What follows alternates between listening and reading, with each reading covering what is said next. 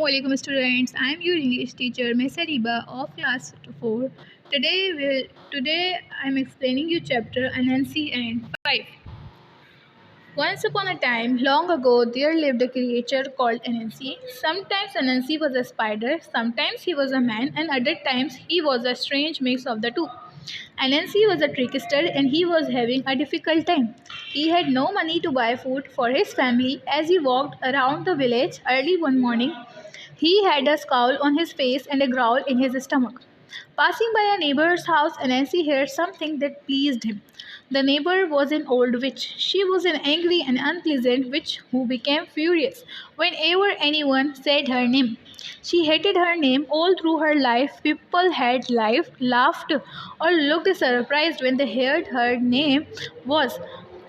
Can you guess what her name was? It was 5. Anansi peeked through a gap in the witch fence. She was stirring her big cooking pot and muttering and mumbling a spell.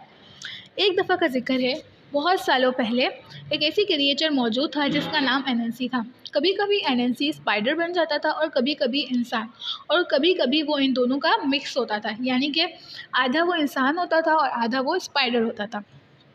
NNC के ऊपर बहुत बुरा वक्त गुजर रहा था। उसके पास अपने घर वालों को खिलाने के लिए पैसे नहीं थे, खाना खिलाने के लिए पैसे नहीं थे।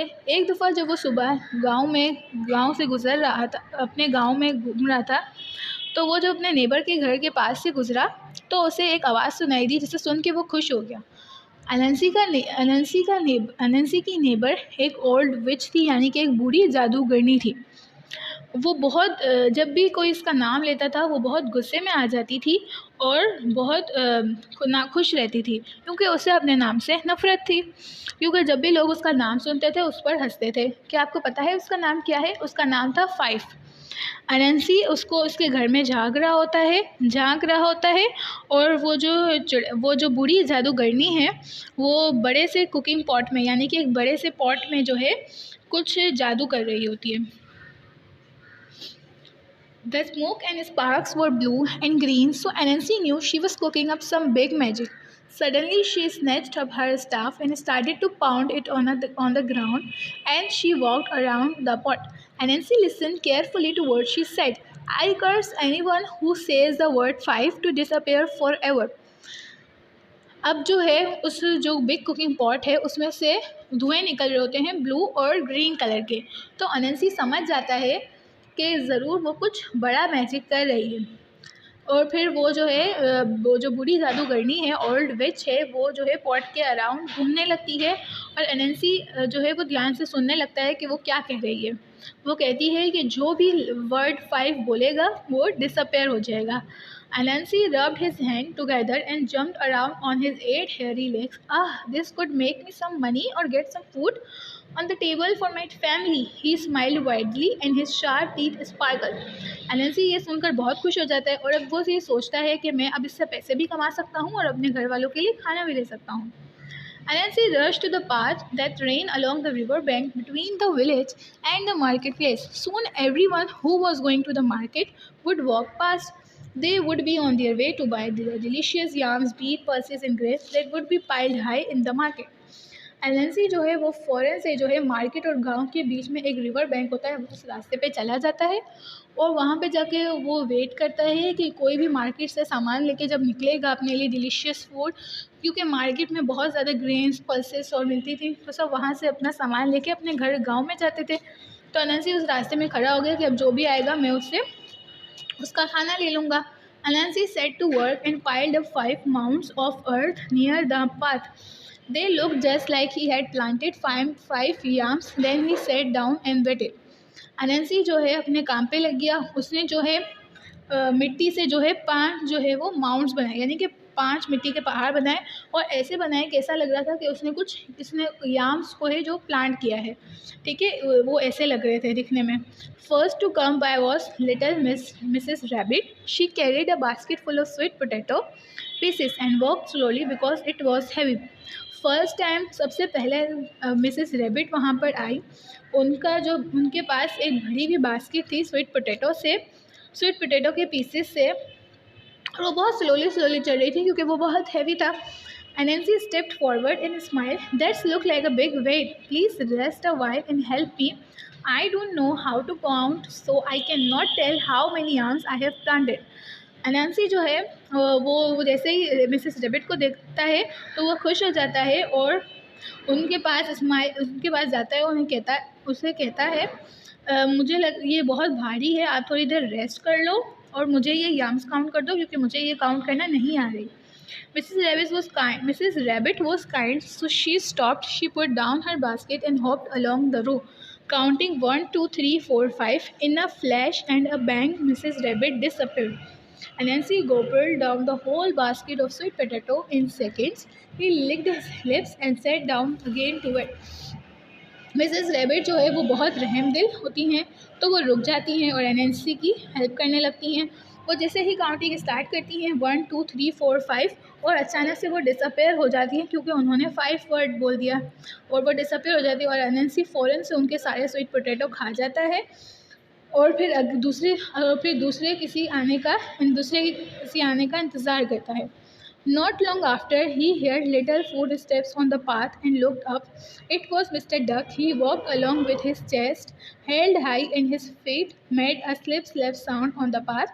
He had a bag with his lunch in it by his side. Mr. Duck stopped when he saw Anansi and asked him how he was. Anansi put on a glum expression.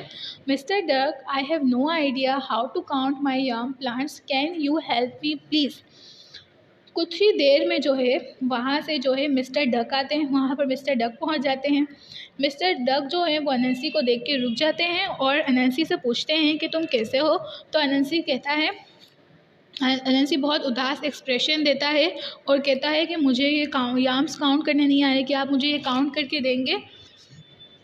Mr. Duck bobbed his hand and puffed out his chest and even further. Well, Anansi, he said, it is quite simple. Start with 1, then it's 2, 3, 4 and 5. Mr. Duck disappeared instantly. Anansi ate up the lunch. अब mister duck जो है वो कहते हैं कि ठीक है, मैं काउंट कर देता हूँ. वैसे अनंसी ये बहुत इजी है, स्टार्ट करो 1 से 2, 3 और 5. और जैसे ही वो 5 कहते हैं मिस्टर डक जो है वो डिसअपेयर हो जाते हैं और अनंसी उनका सारा लंच खा लेते हैं. Now I know you will be wondering about Anansi's family. Did he think about them? Did he save any food for them? No, he didn't. He ate everything without a thought about any of them. अब आप ये सोच रहे होगे कि अनंसी की family का क्या हुआ, क्योंकि इसने पहले स्वीट पोटैटो भी खा लिए और इसने अब लंच भी कर लिया. उसने अपनी फैमिली के बारे में क्यों कुछ नहीं सोचा, क्योंकि उसे उनकी कोई परवाह ही नहीं थी. उसने सिर्फ अपने बारे में सोचा और फटाफट सारी चीज़ें खा गया. Next to come along on her way to the market to buy some tasty treats was Miss Frog. She did not stop when Anansi called after her, "Hey, please help me count my plant." अब जो है next कौन आती है? Miss frog आती है.